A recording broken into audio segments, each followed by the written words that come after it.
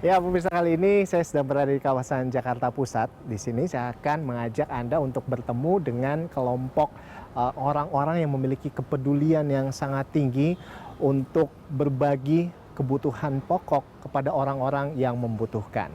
Di sini, di Lumbung Pangan, bersama dengan Dimas Jayasprana. Oke, sebelum kita ketemu, karena masih pandemi ya, kita harus pakai masker biar aman, pemirsa. Oke. Aman kan? Kece kan? Oke, siap. Yuk.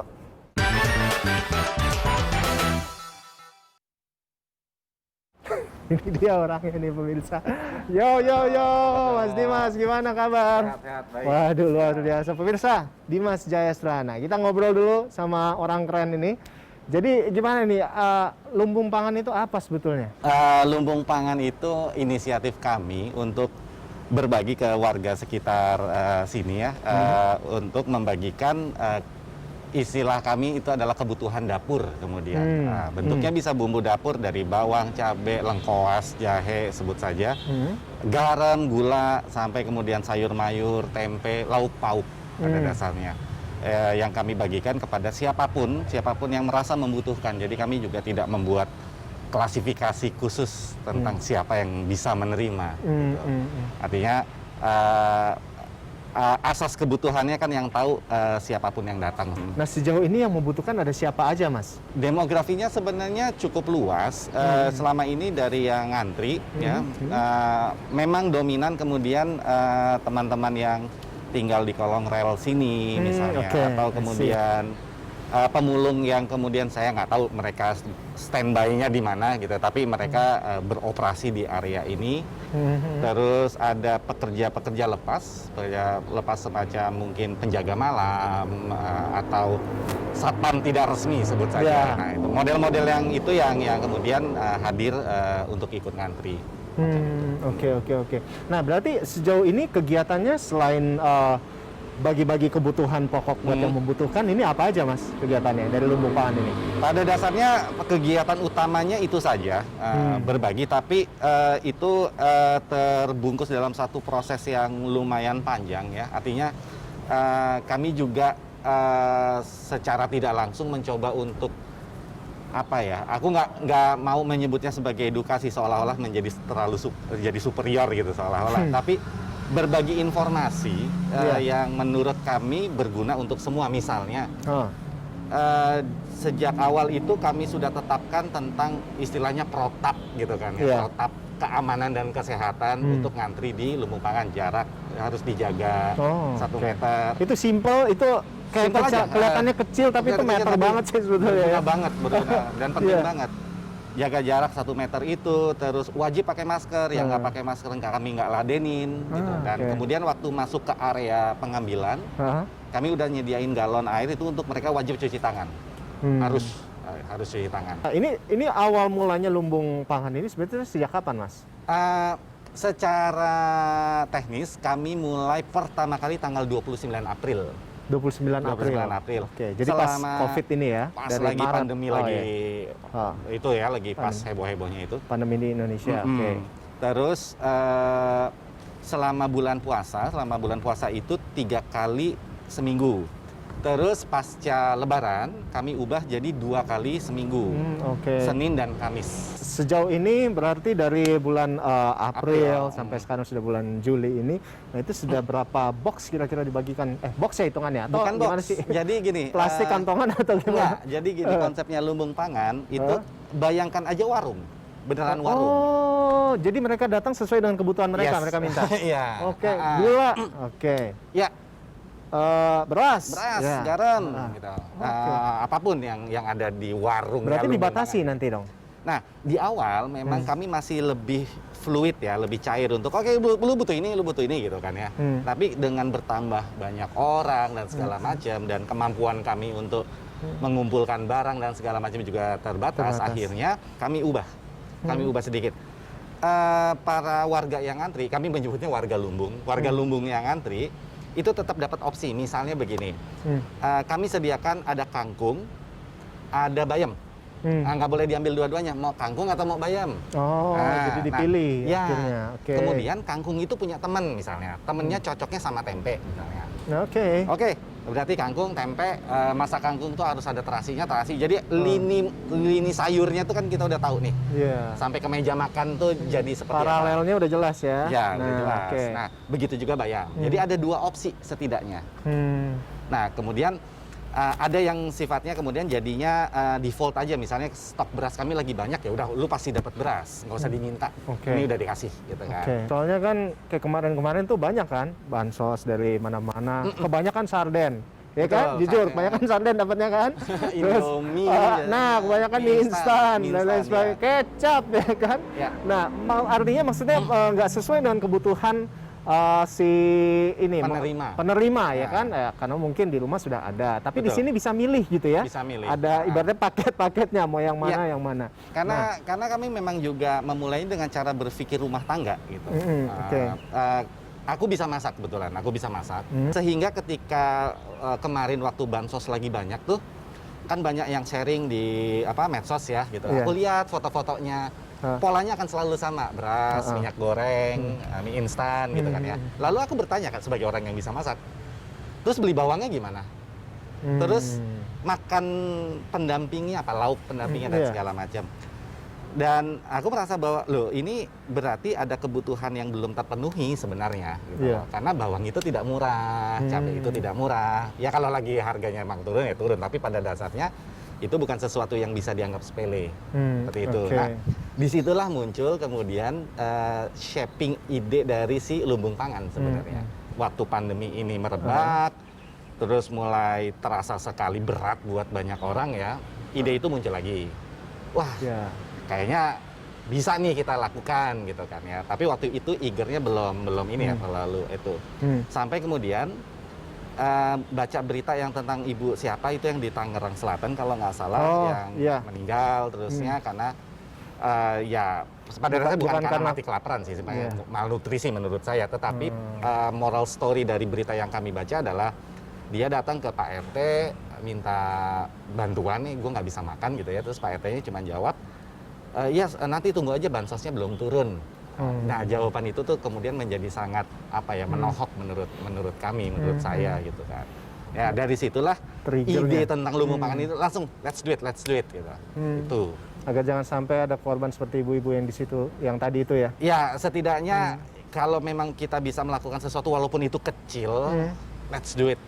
Jangan terlalu rumit dalam istilahnya merancangnya istilahnya. Yes. Yang kita lakukan adalah within the reach aja lah, dalam jangkauan gitu loh. Keren. Pemirsa, masih mau ngobrol banget nih sama Mas Dimas Jayasana. Untuk itu tetaplah di People and Inspiration. Usai jeda kami segera kembali. Kita lihat sebelah sana boleh Mas? Siap. Oke, come on. Kembali lagi di People and Inspiration pemirsa, dan di sini Anda bisa lihat ini hijau banget. Di sini ada lemon di sana, jeruk nipis ya, ada apa nih tadi? Pepaya Jepang. Ini bisa ditoel nih buat sambal, buat pakai sambal di rumah. Lalapan. Lalapan buat sambal. Nah, ini kita ngobrol lagi bersama dengan Mas Dimas di sini. Nah, Mas Dimas. Ini saya ingat banget, pertama kali kita ketemu di People and Inspiration beberapa waktu lalu, itu kita ngomongin film, ya kan? Nah sekarang kita bertahun yang lampau gitu. Iya, nah sekarang kita ngomongin lumbung pangan. Ini kayaknya semuanya bisa. Sebetulnya backgroundnya apa ini Mas? Kalau bisa tahu nih Mas. Backgroundnya sebenarnya lu gak ada, apa lu mau gue ada lah gitu. Sesuai kebutuhan. Sesuai kebutuhan. Ini yang kayak gini sepaket nih, mantap sepaket, nih. Keterima di mana aja yang kayak gini.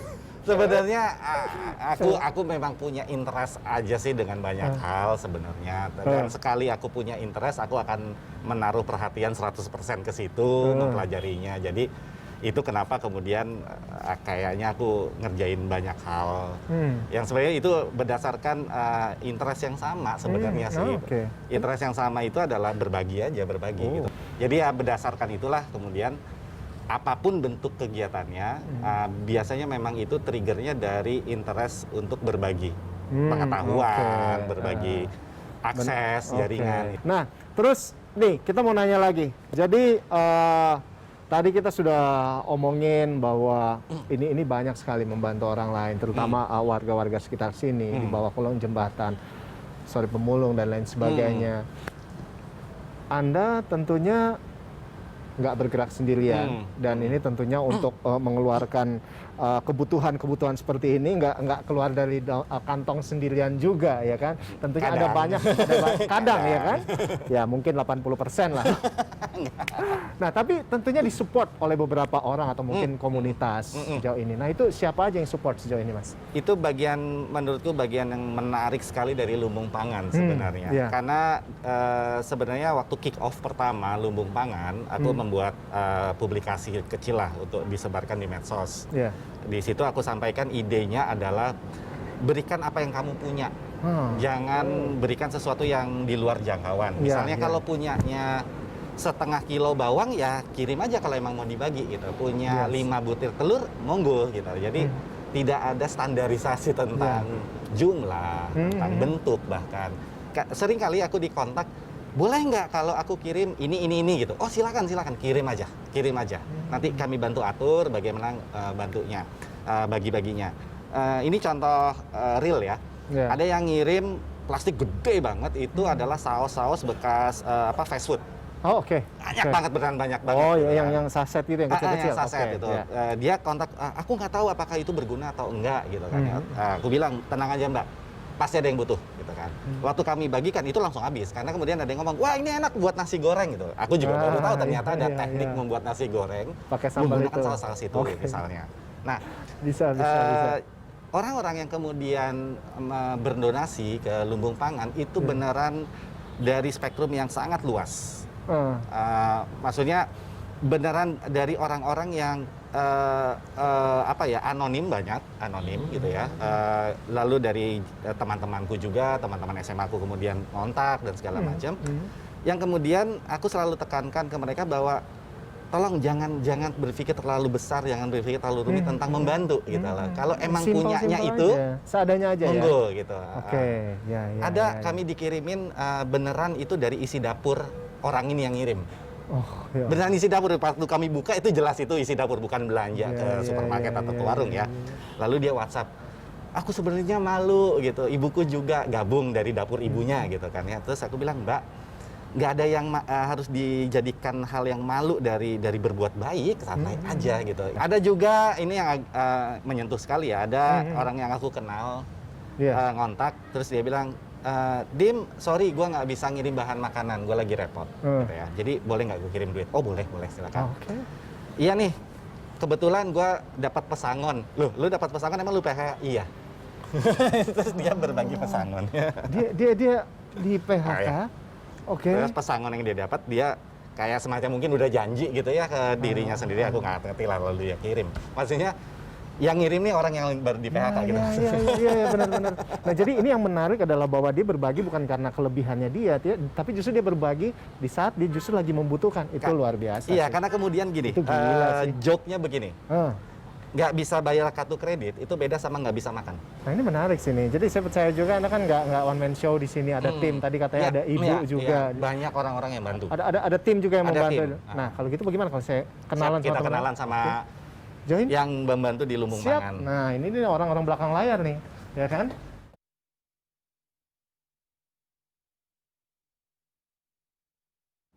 Nah. Silakan. Iya. Halo, selamat sore. Selamat sore. Iya. Ini dia nih. Inilah orang-orang yang kemudian sebenarnya ini yang orang-orang esensialnya nih di Lumbung Pangan. Saya mah cuman ini aja, sosok numpang nama nyari panggung. Cuman mau nyalek soalnya. Ini yang garis depannya, tapi ini core-nya mereka sebetulnya. Core-nya ini. Oke. Wow. Tanpa mereka Lumbung Pangan menurutku nggak akan jalan. Oke. Inilah ada ibuku, ada Mbak Sumi, ada Mas Bowo, ada Mbak Iva, lalu di belakang ada Mas Esa, Mas Gin, sama Mbak Suli. Oke deh, siap. Ini kita mau ngobrol-ngobrol, tapi boleh sebentar lagi bersama Bu Fudo kali ya? Bisa. Oke, pemirsa kami akan kembali usai jeda, tetaplah bersama kami di People and Inspiration. Ya, kembali lagi di People and Inspiration, pemirsa, dan sekarang saya sudah bersama dengan Ibu Fudo.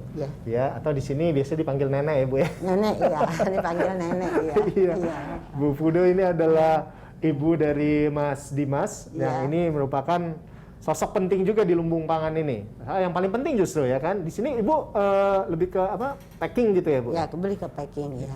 Dan oke. mengevaluasi berapa jumlah yang ada dan kita harus mengadakan penambahan berapa. Oke, Ya, oke. ya. Dibantu sama Mbak Sama Sum. Mbak Sumi Saya ya, bantu. selalu Saya kita bantu. pakainya dari Heeh. kadang hari Minggu, kadang sampai sore. Gitu. Wih, Ntar keren. terus siang, hari Senin Pagi sekali jam 6 tuh dia sudah sampai sini untuk kita keluarin ngeluarin barang-barang yang kita packing kemarin. Jadi kalau digulirkan hari Senin, kita packingnya hari Minggu.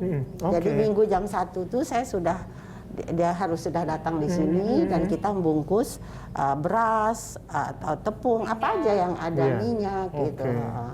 Jadi ini Ya. bisa dibilang kesibukan yang menyenangkan gitu ya. Alhamdulillah insya Allah Wow. ya. Jadi sibuk untuk ngebantuin orang. Orang ya.